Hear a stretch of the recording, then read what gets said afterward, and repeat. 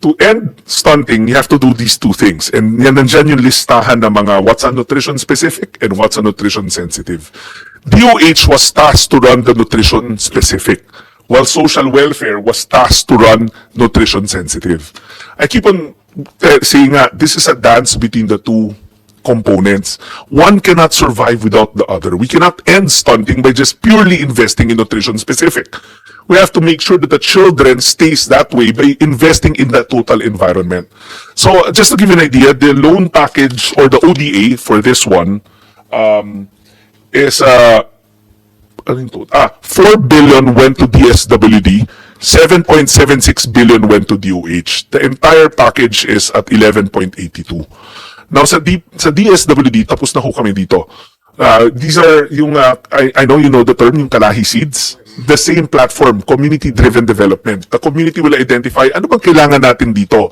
So some projects are wash facilities, some are establishing daycare centers. So our component is fully obligated, fully executed. Unfortunately, dun sa DOH side, nagkakaroon ng konting procurement issues. You might, siguro DOH can elaborate. But I think that answers what Carol was saying a while ago na DOH doesn't seem to know its role, but with this program, they're supposed to know their role. Their role is the nutrition specific. Our role is the nutrition sensitive. Obviously, they cannot venture into nutrition sensitive because yan yung mga beyond them. Nasa amin talaga yan. Kasi the question kept on arising, ano ang role ng DOH? Ano ang role ng NCC? Ano ang role ng DSWD? Secretary, in your ECCD ba is DOH? DOH ba kayo? No. Sino bang DOH dito? NNC. Like DOH, I don't think has the infrastructure for feeding programs. Diba? Reproductive health services, antenatal, postnatal care. I guess kaya yon kasi you would go to a hospital or a center, acute. But the biggest chunk here, which is the feeding program, I don't think DOH can do that, no? Mr. Chairman, if you look at the loan design, there were 3 components to it. That feeding wasn't part of it. Okay. It was improving health systems. Kasi even in the EDCOM design, a lot of our local government units, yung mga barangay nutrition workers, don't know the role. Yung nutrition scholars, they don't know the role. So, the component 1 ng DOH was about improving health capacities within the LGUs, teaching them what to do because it's the LGU's primary responsibility. I was a mayor once, so I understand this. Halimbawa, a lot of the LGUs didn't know what a nutrition action plan was. As simple as that. They were cutting and pasting it based on the findings of the World Bank. Meaning, templated na, if you fill in the blanks na lang nila. But those nutrition action plans are important because nandun yung basic data of what you need to do. So the whole component 1 was trying to improve health systems through DOH. Tapos, meron rin ho dyan performance-based incentives. So DOH was capacitated to encourage BHWs to do the tracking and they get incentives along the way. So component 1 was improving health systems, nutrition specific pa rin yan. Number 2, kami yung nutrition sensitive. There was a third component which we kept on pushing, which was the IT tracking system. The biggest problem is we're not tracking down our kids. What happens is 0 to 2, health center, Q card. Pagtapos nun, pasa sa amin, we don't know what the history is. Pagtapos nun, papasa ko sa DepEd, hindi rin nila may history. But for the first time in this country's life, we have a system that actually tracks it down. And DOH has the template already. Now, if we move on to the next slide, this was what Senator Cayetano was talking about yesterday. I will send it to him. PMNP ran in 235 LGUs only. They identified the 235 as the ones with the highest stunting rates. 235. Now, why are we showing you a bigger number? Because in the design, BARM was not included. The concept of the loan was BARM will only get technical assistance, pero wala silang actual implementation. So, why am I showing this? This is what Senator Cayetano kept on saying yesterday. We work on the poorest or the most stunted, then we lift the national averages. Kasi if we have limited resources, let's just focus on these LGUs. Now, from our run, it's 404, no? 580. That includes the BARM LGUs already. Now, I cannot keep on repeating. This program actually saw what Carol was saying, that nobody's taking ownership. It sort of put structure on what should be done. Now, World Bank is quite happy with it. They're now pushing for additional financing for it to keep on investing in these poor LGUs or most stunted LGUs.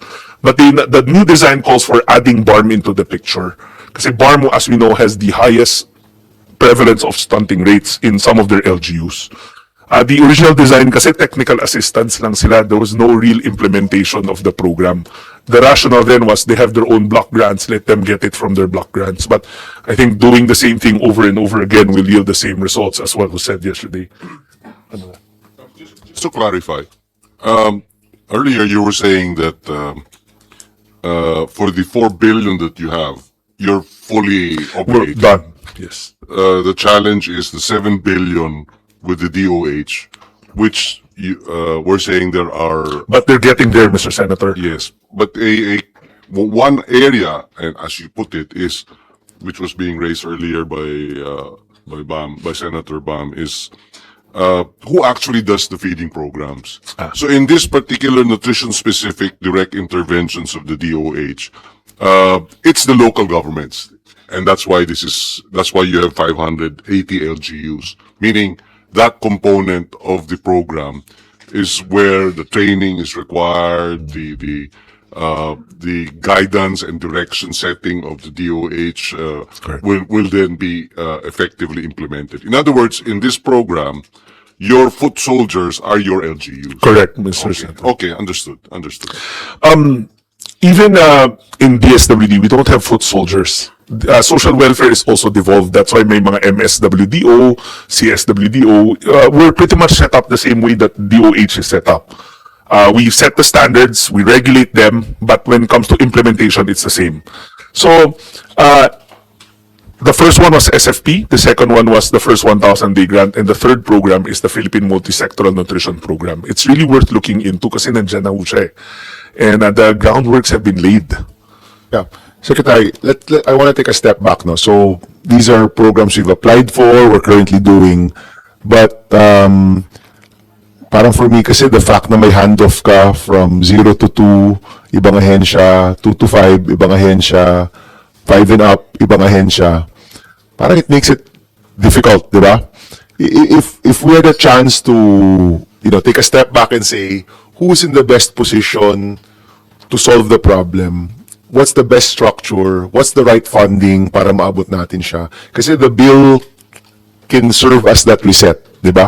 If we need to reconfigure, sino bang on top of this? Kasi lumalabas talaga, I mean, multiple senators yesterday talked about the problem of stunting. It's the first page in the EDCOM report, basically, first chapter. Is it working, itong DOH handoff to DSWD, handoff to DepEd? Is it working? Or magulo, di ba? Ako, for me, naguguluhan na ako just listening to it, no? Actually, magulo ho siya. That's correct. That's why we were trying to put in some type of overarching tool, which was that system. And Yes, but it doesn't kasi address the exact accountability, di ba, na, no, meaning if we could reset it, like, for example, would you be amenable to amending the first 1,000 days instead of DOH? Lagay natin DSWD? Mr. Chairman, yesterday si Senator Alan Cayetano kept on repeating that, and he has a Oh, point. he did also? Yeah, he Same pointed point? out Okay. na dapat may task force, may isang point person. In fact, I think si Carol knows this. Early on, after we met the President, si Secretary Balisacan, who is very concerned with the stunting rates, was actually proposing to put all the 3 departments or whoever's handling it in one team with a czar on top. The reason why ganun yung setup, because like I said, the nutrition sensitive, I don't think DOH can embark on that. Talagang the competencies of the complex problem of malnutrition or stunting really requires multiple departments. But holding them together is something where we're open in. I mean, we're open to reporting to somebody for dysfunction. Why not they report to you for this function. I And of think- course, you report to the president. Senator Cayetano has also said that so many times. But I have to also admit where our department's limitations are. Malaki kasi yung taya talaga dun sa health component of it. For instance, again, I keep on referring back to EDCOM because they've done it so many times. When I joined the department, there was even an argument on how we measure the kids. The baseline lang nga, hindi tayo magkasundo-sundo eh. Miwak ba yan? NCC's here. And I remember their old executive director, the former executive director, and I had so much arguments kasi hindi na nila alam kung paano susukatin. That's why kapag may czar na, the czar or the head of the task force, or if it's under DSWD, you determine the metrics and you determine, di ba? And you determine for me, Secretary, simple lang eh, who can reach the kids? The way that DOH is set up, I don't think they can reach the kids eh. Di ba? They've got their hospitals, they've got the super health centers, pero yung ganun kababad, and please correct me if I'm wrong and I haven't been here for 6 years, so baka nagbago na rin yung mga structures. Parang my understanding is that it's either you or the ILG who has and the ILG still has to work through the LGUs, di ba? But if you're running the daycare centers, correct, di ba? No, it's ECCD. ECCD, which is Only under the fee. the ILG. So ako, suggestion ko, let's use the bill as an opportunity to reset who's on top. Pag-usapan natin, we can do a TWG maybe of the senior staff. Let's hammer it out. Kasi nalo-lost in translation tayo dito sa problemang ito eh. Is it with this group? Is it with that group? At least nung nagka-EDCOM and si DepEd, nag-focus tayo. That's why, suddenly there's so much funding. Because naging klaro kung ano yung accountability, sino yung gagawa, at sino yung nakataya. So, dito sa 0 to 5, I suggest we really figure out what's the best structure, who's in the best position to do it, and then from there, we look at capacity and funding, no? Mr. Chairman, I concur na dapat meron talagang timon, may team captain. But kung DSWD yan, parang malabo yan. Kasi, Okay. again, these are health metrics and we don't have that technical know-how. Neither do we have nutritionists, but when it comes to the NC probably has more know-how. NNC is with DOH, right? Di ba? And ECCD is with the ILG. And then you also, attached, but I mean Actually, yung pataas niya, di ba? So that's 3 agencies kaagad, no? Chairman, honestly, nagugulat tong dalawang USEC na katabi ko. Hindi ko rin nga alam ba't nasa amin yung feeding ng daycare eh. Gusto na ho nga namin sabihin sa kanila na lang eh. But bottom line lang, ang pagkakaintindi ko ng konteksto is they don't have the capacities to download funds to do the payouts. And sa totoo lang, that's an oddball out. They took, originally nasa amin yung ECCD. But they took the ECCD, but they left the feeding component, which I don't Why? get why. Apparently, I was told the context of it is hindi kaya ng ECCD to do the functions. Kasi it's quite tedious to obligate the funds, to talk to the LGU, to register the kids, to monitor that.